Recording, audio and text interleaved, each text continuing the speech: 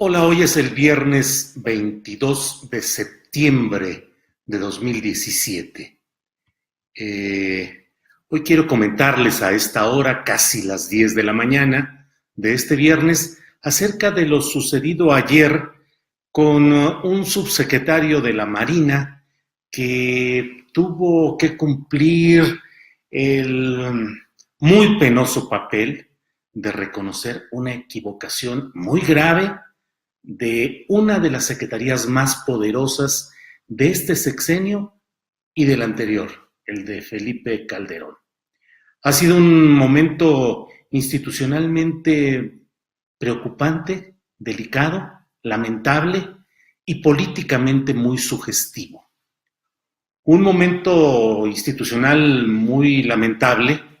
porque la Secretaría de Marina ha sido la instancia que hasta hoy ha merecido de parte de los gobiernos de Estados Unidos el mayor reconocimiento por su eficacia, su contundencia y su confiabilidad para los fines que desea Estados Unidos. Es decir, en diversos operativos que se han llevado a cabo contra jefes del crimen organizado, Estados Unidos confía plenamente en la Secretaría de la Marina y mantiene sus reservas respecto a la Secretaría de la Defensa Nacional y tiene una absoluta y probada desconfianza respecto a la Policía Federal, Gendarmería, Agencia Criminal de Investigación, todas las policías mexicanas.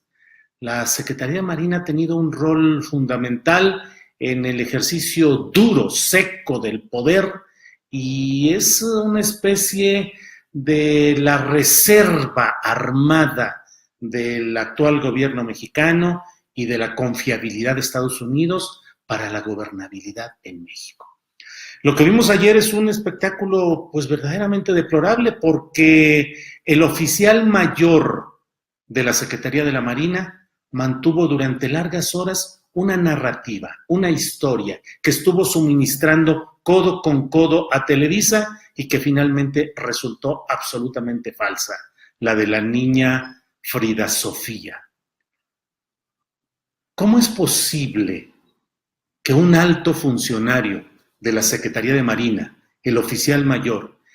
no haya sido capaz de detectar las fisuras, las contradicciones, las insuficiencias del relato que se estaba transmitiendo a nivel nacional de manera privilegiada por Televisa, teniendo a Televisa como el foco difusor selecto, el exclusivo, aquel al cual se le estaba suministrando minuto a minuto, según eso, los detalles de lo que estaba sucediendo en esos momentos, en ese punto donde, por otra parte, Televisa concentró toda su fuerza, toda su atención, sin que haya hasta este momento una explicación, ni de la televisora, ni de Joaquín López Dóriga, ni de Denise Merker, ni de Carlos Loret de Mola, respecto a cuál era el valor periodístico de centrar cámaras, reportera especial y estar sirviendo de instrumento difusor de la Secretaría de Marina para construir una historia tan detallada y delicada y que finalmente cayó estrepitosamente. Los tres mintieron. Mintió la Secretaría de Marina, de manera no se comete ningún delito que vaya a llevar al paredón por decir que la Secretaría de Marina mintió, porque el oficial mayor de la Secretaría de Marina estuvo suministrando y difundiendo como cierta una información que no solo no le constaba en la realidad, sino que finalmente resultó contradicha, resultó desmentida, resultó falsa. Fue una construcción fantasiosa desde la Secretaría de Marina. Y uno puede preguntarse entonces, ¿en cuántas ocasiones los dictámenes, investigaciones y relatos que nos da la Marina acerca de la manera como se acribilló a un capo, cómo se irrumpió en una casa, esos enfrentamientos en los que quedan 30, 40 muertos y a la Marina solo le queda una herida menor a alguno de sus elementos? ¿Cuántas de esas historias son como las de Frida Sofía y se sostienen con la misma contundencia y la misma complicidad con ciertos medios de comunicación como sucedió con Televisa? La Secretaría de Marina ha quedado maltrecha en su credibilidad y en su forma de funcionar, y tenemos razón para preguntarnos, como lo hemos hecho en muchas ocasiones, acerca de la veracidad que tienen muchos de de las diligencias o participaciones en las cuales, de una manera contra la letra constitucional, interviene la Secretaría de Marina en acciones bélicas, en tierra firme, combatiendo al crimen organizado de maneras que constituyen otras historias fridasofiescas, otras historias que quién sabe cuál sea la verdadera realidad. El subsecretario de la Marina fue obligado a leer un texto que se veía, al menos gráficamente, se veían poco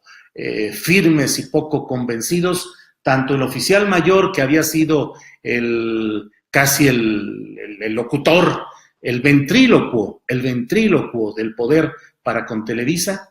y por otra parte el subsecretario, que horas antes había dicho que no era realidad lo de Frida Sofía y que no sabían de dónde había salido toda esa historia, y finalmente lo que vimos fue un golpe a la credibilidad institucional de este gobierno mexicano y particularmente de una Secretaría de Marina. Pero ¿por qué se humilló así la Marina? El fraseo que pudo haber utilizado el subsecretario pudo haber sido distinto. A mí me parece que cualquier funcionario puede decir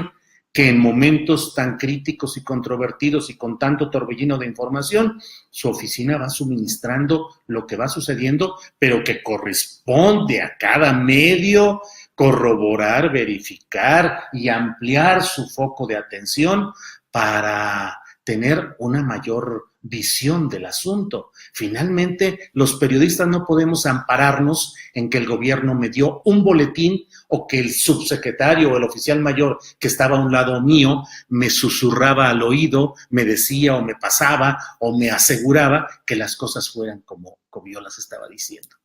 Una gran falla periodística de lo que estamos viendo es que Televisa jamás fue explícito en señalar que estaba fungiendo como vocería de la Secretaría de Marina, que jamás explicó que las bocas que se abrían lo hacían bajo el influjo de un ventrílocuo oficial que estaba diciendo las cosas y Televisa las asumía, las expresaba, las manifestaba como si fuera una verdad absoluta, además con una gran creatividad de dramaturgia, con una gran creatividad en términos teatrales, porque se asumía eso como verdad y se le daba toda ese libreto de suspenso y de añadidos y de detalles, porque además cuando se está solamente sometido o dependiente de una voz, pues se acaban también las formas y entonces los locutores y los reporteros en el sitio pues comienzan a repetirse y a decir cosas y a entrar en detalles, pero la historia que vimos jamás fue explícita, abundante y precisamente presentada como la versión de la Secretaría de Marina. Alguien puede decir, pues así son a veces en el periodismo las filtraciones. Sí, pero las filtraciones suelen ser para afectar factores de poder.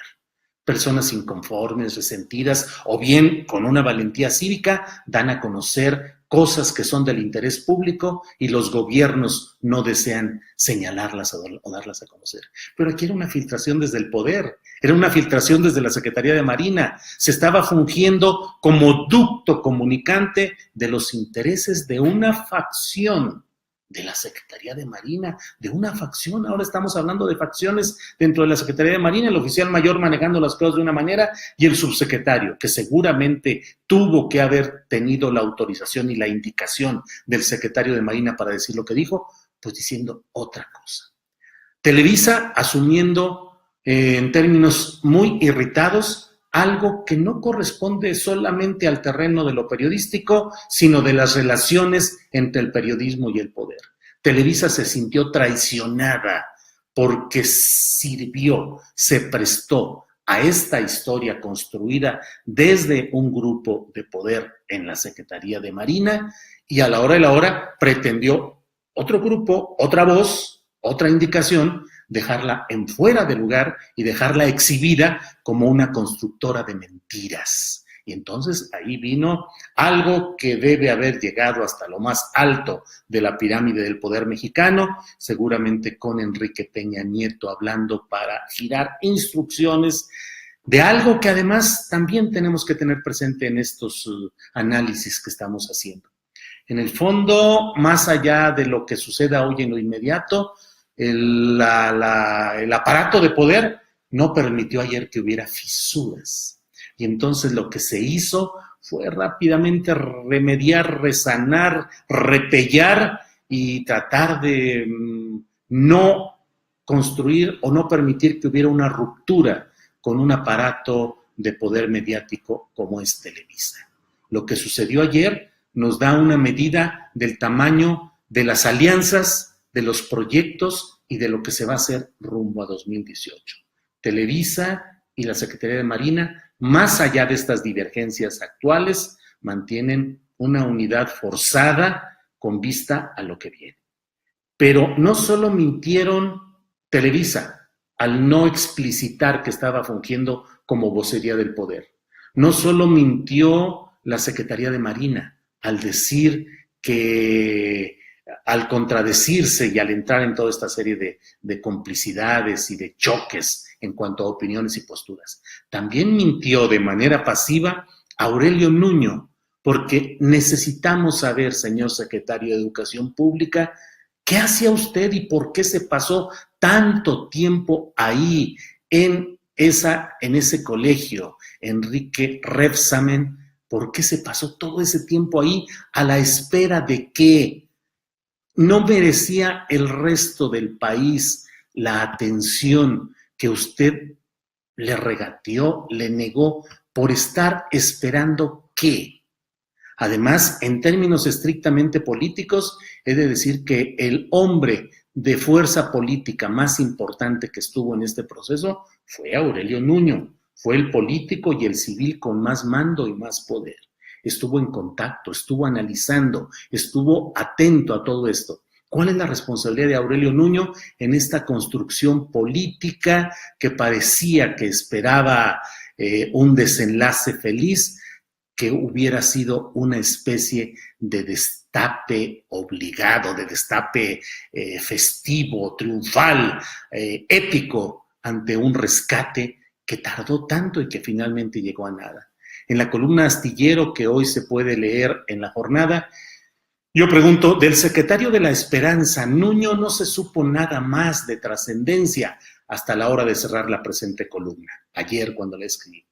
¿Por qué se mantuvo durante tantas horas ese secretario en una sola escuela en la que Televisa mantuvo montadas cámaras y reportera especial con una toma que ya parecía fija, viendo hacia el sitio donde se esperaba la aparición de la niña rescatada? ¿Qué tenía de especial esa escuela y esa historia para anclar ahí a quien se considera uno de los dos finalistas de la decisión que tomará Peña Nieto sobre la próxima candidatura presidencial del PRI? Esos son los hechos y estas son las lecturas que me permito aportar para el análisis colectivo de este episodio lamentable, pero al mismo tiempo muy sugerente. Les agradezco la atención, veo muchos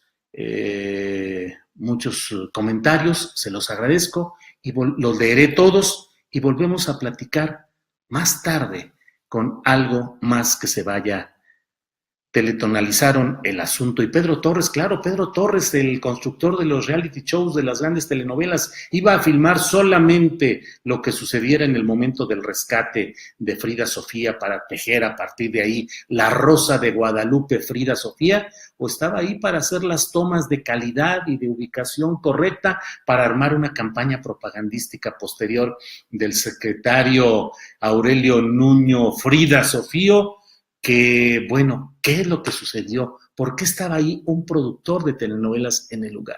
Basta de aguantar ese tipo de cosas, ya basta, el pueblo tiene el poder. Nuño descubrió la mentira sin darse cuenta. Hay que detener el abuso de Graco en Morelos. Sí, haré un corte más adelante para pedirle a Graco Ramírez que deje de robarse lo que la gente está donando a Morelos, porque es una actitud de ladrón, es un robo el que se esté quitando todo eso para meterlo a oficinas del DIF, etiquetarlo y luego usarlo como campaña de promoción del gobierno del estado y de quien quieren que sea su candidato a la sucesión, el hijastro de Graco Ramírez, Rodrigo Galloso. El director de Televisa, de Noticias de Televisa, no le dice nada. La caja china para la palanca política. Les agradezco mucho su atención. Estamos en contacto y hablamos un poco más tarde. Gracias.